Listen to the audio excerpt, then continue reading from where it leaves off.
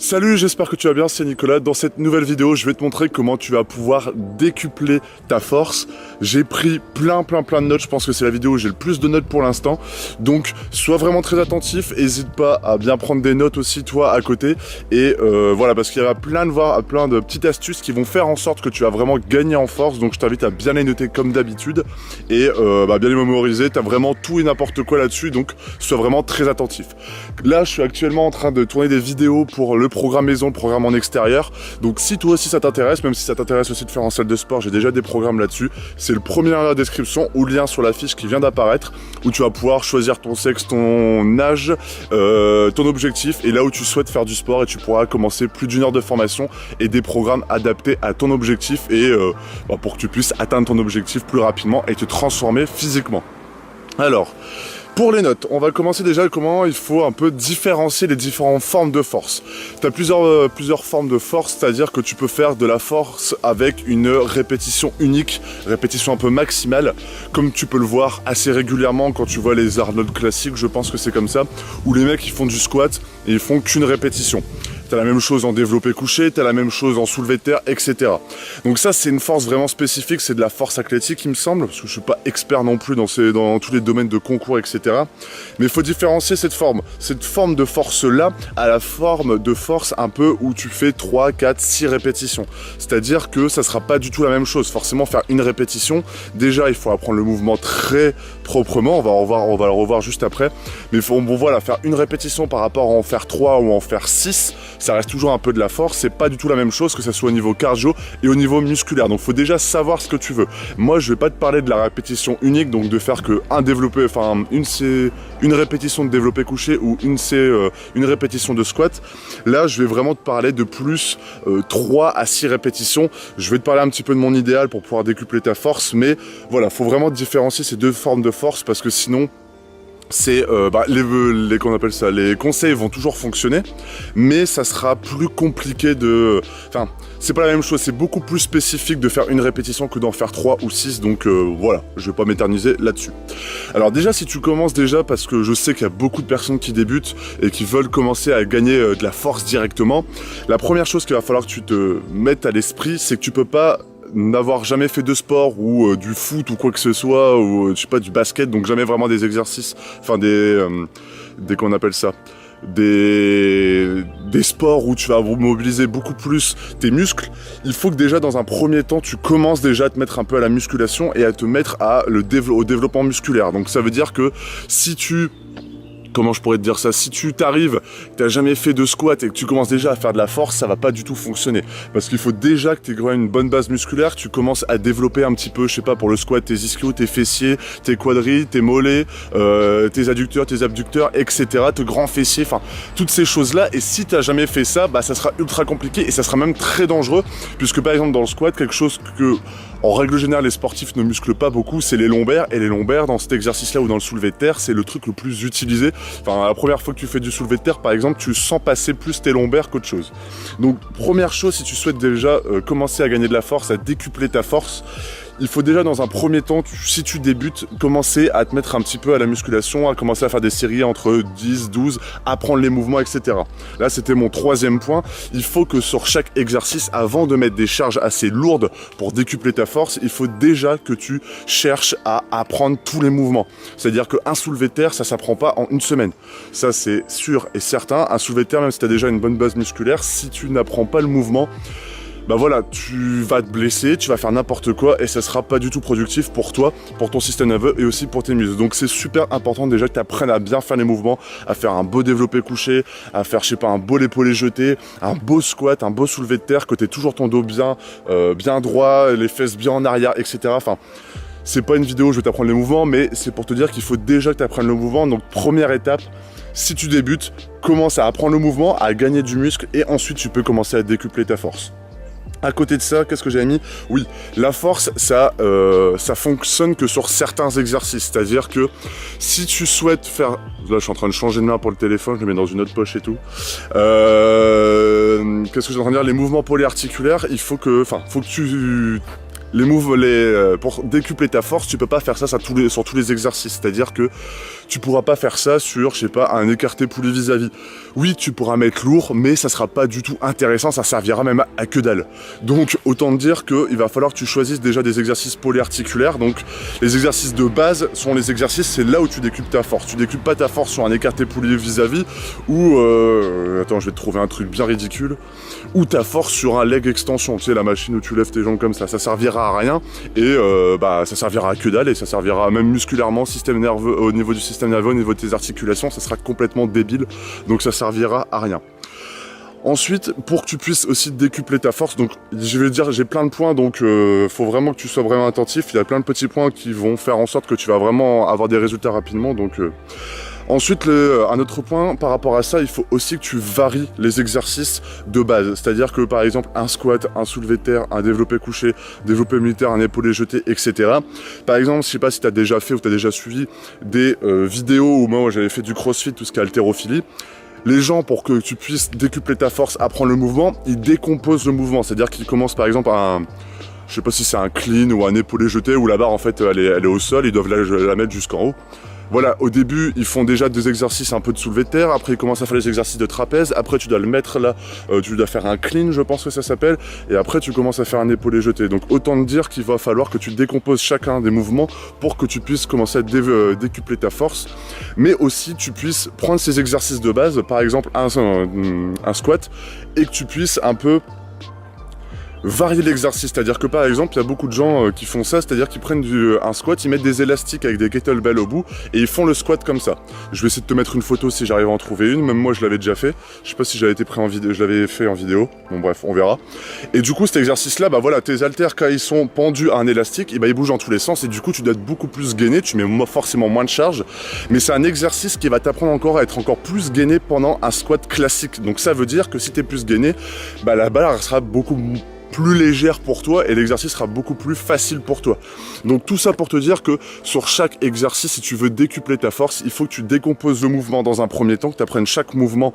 Je sais pas, si tu fais un squat par exemple, un semi-squat, après tu fais un squat assis et après tu fais un vrai squat. Enfin, il y a plein de choses à faire où tu peux faire un squat où en fait tu commences le mouvement juste en bas où la barre elle est posée sur des racks et tu te fais que te lever. Bah, par exemple, en faisant tout ça, c'est comme ça que tu vas apprendre bien le mouvement, tu vas commencer à travailler différents angles de ce mouvement et tu vas commencer à pouvoir gagner de la force, donc c'est super important que tu fasses ça. Là, j'ai créé mon idéal. Alors, mon idéal, c'est quoi par rapport aux séries que je te disais au début où il fallait pas faire une répétition maximale, plus sur du 3 à 6. La répétition maximale, voilà, c'est vraiment spécifique. C'est pas vraiment quelque chose qui est intéressant, je trouve, pour moi. C'est même pas... T'as même pas un exercice de force, etc. Enfin, c'est vraiment que... Enfin, ouais, c'est que un exercice de force et il n'y a rien d'intéressant pour moi. Je trouve plus impressionnant un mec qui fait 3 squats à 220 plutôt qu'un mec qui fait un squat à 260, tu vois. Enfin, ça sera pas du tout intéressant. Donc, pour moi, si tu veux vraiment décupler ta force, concentre-toi, ça sera beaucoup plus avantageux pour toi de commencer sur du 3 à 6 reps. Pour moi, c'est l'idéal. 3 reps, c'est déjà pas mal. 4, c'est bien. 6, c'est encore mieux. Forcément, tu mettras des moments de charge un peu moins lourdes sur du 3 reps que sur du 6 reps. Mais ce sera plus intéressant pour être plus complet, pour pouvoir gagner du muscle en même temps, mais en même temps, décupler un maximum ta force. À côté de ça, forcément, si je compte pas tous les mouvements, etc. Le plus important, et je vais te mettre une vidéo sur la fiche là, qui va un peu reparler de ça en un peu plus de détails, c'est l'alimentation quand tu souhaites décupler ta force. L'alimentation, c'est primordial quand tu souhaites décupler ta force, gagner de la force. Pourquoi ? Bah parce que niveau énergie, quand tu souhaites faire des exercices de force où tu fais du 6 reps ou du 4 reps ou du 3 reps, l'alimentation, ça va tout faire. C'est-à-dire que si tu manges pas assez, si tu es en train de baisser tes calories, etc., ça sert à rien que tu fasses de la force. Ça sert strictement à que dalle puisque tu n'auras pas du tout d'énergie, tu vas moins bien récupérer. Et je peux te dire, et ça, je le vois, il y a même un de mes potes, Arthur, qui fait ça. Il fait des exercices de force, mais il fait à peu près 85 kilos et il mange 100 grammes de riz cuit.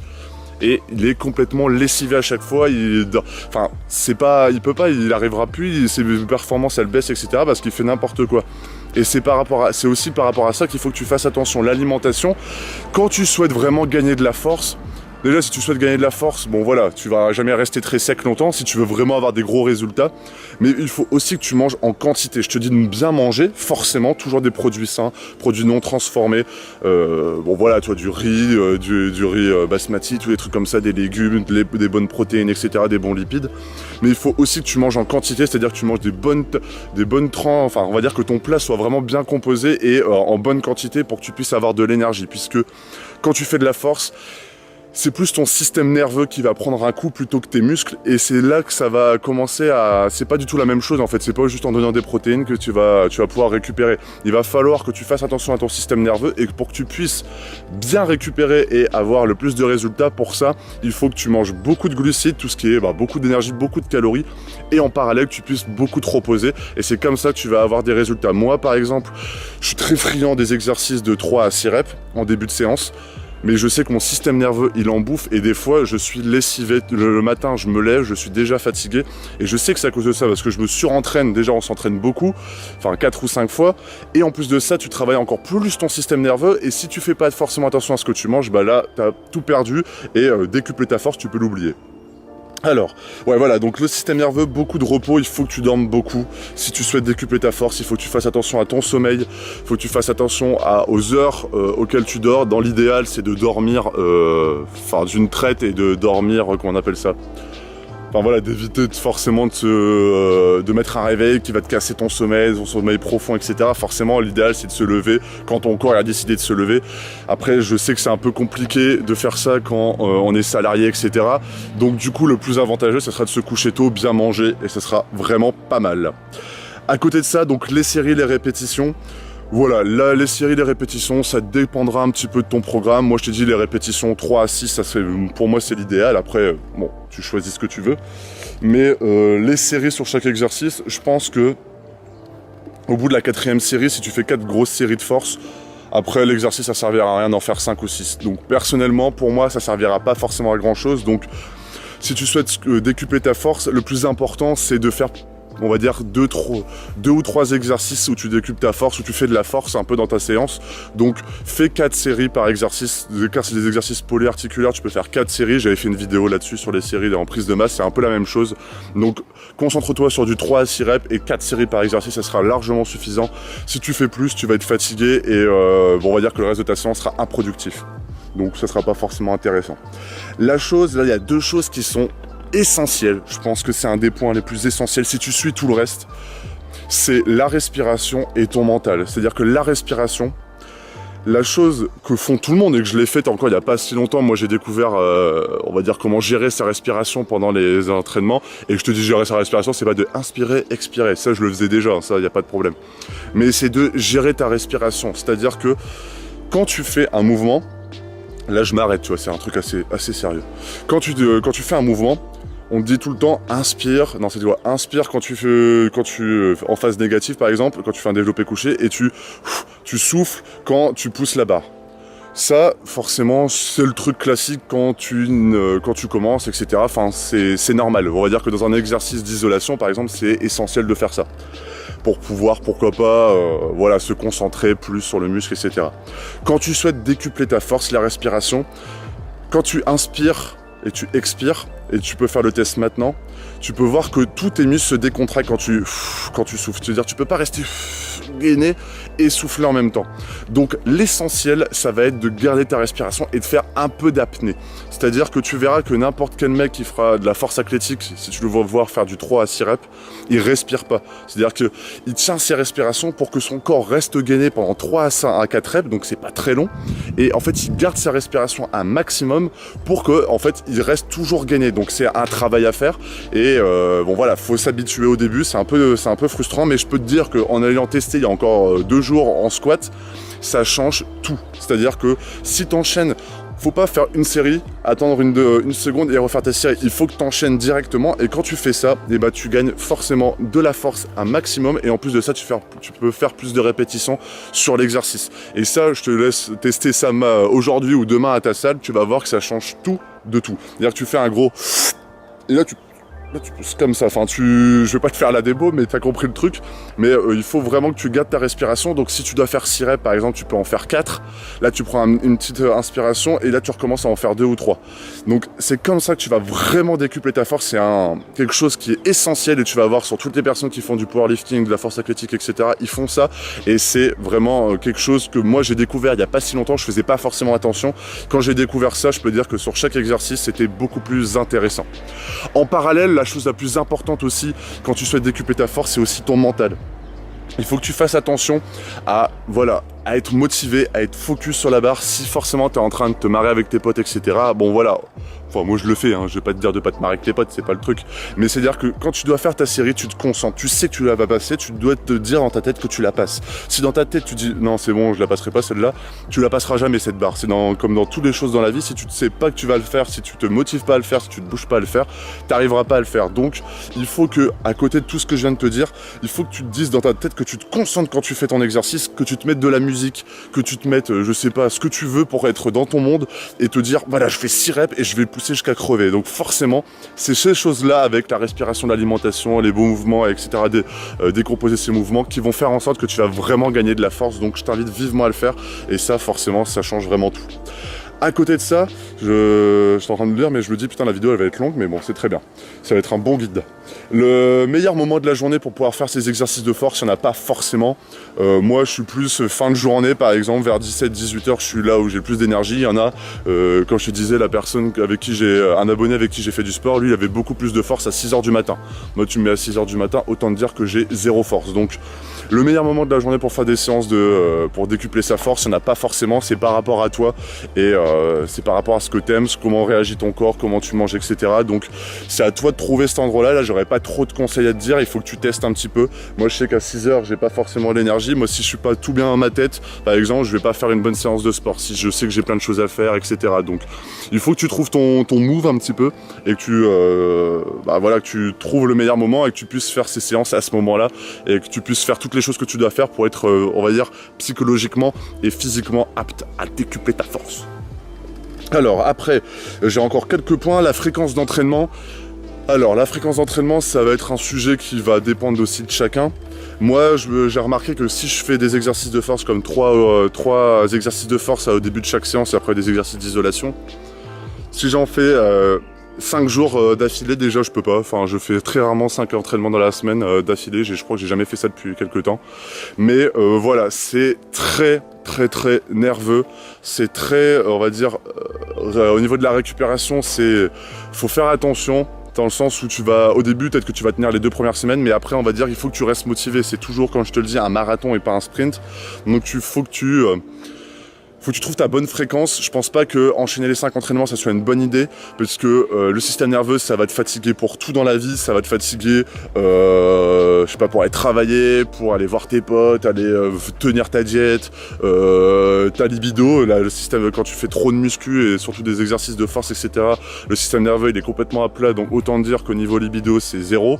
Donc il faut que tu fasses attention à ça. Pour moi, la fréquence en ce moment que je suis en train de tester, c'est un entraînement tous les 2 jours. Donc un entraînement, un jour de repos, un entraînement. Et quand tu fais le calcul, la 2e semaine, tu es à 3 entraînements. Bon, j'essaie d'en rajouter un 4e. Donc je suis en train de tester ça, c'est pas trop mal pour pouvoir décupler sa force. Après, il faut vraiment tenir la diète. Et moi, car j'ai la chance de pouvoir un peu gérer mon travail à côté, je peux bien récupérer, bien dormir, etc. Donc ça va falloir que tu gères par rapport à toi. Alors, merde, j'ai perdu la note, c'est bon. À côté de ça, pour moi, ce qu'il faut aussi, j'ai plein de petits points encore, c'est le matériel. Il faut que tu t'équipes un petit peu en matériel.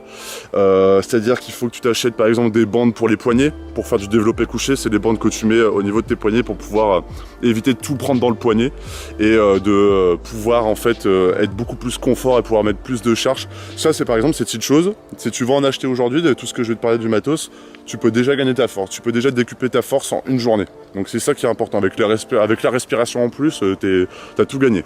Mais du coup, pour moi, le plus important, c'est prendre des bandes poignets. Moi, je les mets tous les temps, même pour des exercices où j'utilise pas forcément, où je casse pas forcément mon poignet, même dans une séance d'eau, je l'utilise.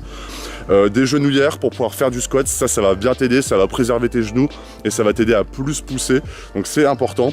Des sangles de tirage pour pouvoir faire du soulevé de terre. T'as tout chez Decathlon en plus ou sur Amazon. Donc sangles de tirage, c'est essentiel pour le deadlift parce que sinon c'est impossible de tenir la barre. Et le petit truc que j'aime bien, que je vois pas souvent en salle de sport, mais que tout le monde devrait avoir, c'est de la magnésie. La magnésie, c'est super important puisque la barre est pas forcément très clean. La barre est utilisée par 150 personnes dans la journée. Donc c'est essentiel que tu puisses avoir une bonne poigne. Et si tu veux avoir une bonne poigne, moi par exemple, avec la transpiration, là en plus en ce moment il fait trop chaud, c'est essentiel que tu puisses bien tenir ta barre et que ta barre elle te glisse pas, que tu sois confort. Donc c'est important, par exemple sur un développé couché, d'avoir les trucs pour les poignets, mais du coup que tu serres bien ton halter et du coup ou ta barre et que tu puisses le faire avec de la magnésie. C'est essentiel, ça coûte 2 €, ça va te durer 4 mois et ça va vraiment tout changer. Forcément après j'ai mis des petits trucs un peu tout bêtes, hein. Là je vais parler des compléments alimentaires après, mais des vêtements et des chaussures adaptées. Les vêtements, il faut que tu sois à l'aise dedans, il faut que, voilà, c'est pour ça qu'en fait les mecs à la muscu sont toujours avec enfin on va dire les américains, parce que moi j'ai pas beaucoup de gens qui mettent des gros débardeurs dans ma salle, mais mettre des bons débardeurs, en fait faut que tu sois confort, faut que tu sois mobile. Si tu commences déjà à te faire chier avec un pull, déjà c'est pas le top. Et des chaussures adaptées, voilà, moi je fais à pieds nus tout ce qui est squat, soulevé de terre, etc. Donc soit tu le fais à pieds nus, soit tu achètes des bonnes chaussures bien plates. C'est important, c'est des choses qui vont faire en sorte que tu vas encore décupler ta force en plus. À côté de ça, il y a les compléments alimentaires. Donc les compléments alimentaires que tu peux utiliser, c'est tout ce qui est créatine. Pour moi la créatine, ça va changer ta vie aussi. Donc à côté de ça, forcément, faut toujours bien manger, bien se reposer, etc. Avant de prendre des compléments alimentaires, il faut déjà que tu fasses un point sur ton alimentation, mais du coup bien manger. Et tu peux rajouter du coup de la créatine, du magnésium, des vitamines. Ça va t'aider à décupler ta force, à mieux récupérer, on va dire à améliorer ton système nerveux, etc. Et des BCAA. Je parle pas des protéines en poudre puisque on va dire que tu manges déjà assez de protéines. Mais les BCAA c'est aussi essentiel pour améliorer ta récupération. Et si tu améliores ta récupération, ça sera plus facile pour faire des exercices de force. Alors, et qu'est-ce que j'ai mis? Et après, les deux dernières petites choses que j'ai mises aussi, c'est les massages et les étirements. Les massages et les étirements, il faut que tu sois toujours opérationnel dans ta séance, toujours focus, toujours bien récupéré. Et la meilleure chose pour tout ça, c'est les massages et les étirements. Donc je t'invite vivement à bien te masser le matin et à bien t'étirer. Voilà, j'espère que cette vidéo t'a plu. J'espère que t'as pu apprendre des choses. Si c'est le cas, n'hésite pas à mettre un pouce en l'air et à t'abonner. Et du coup, on se retrouve dans une prochaine vidéo. Je te souhaite une excellente journée ou une excellente soirée. Salut!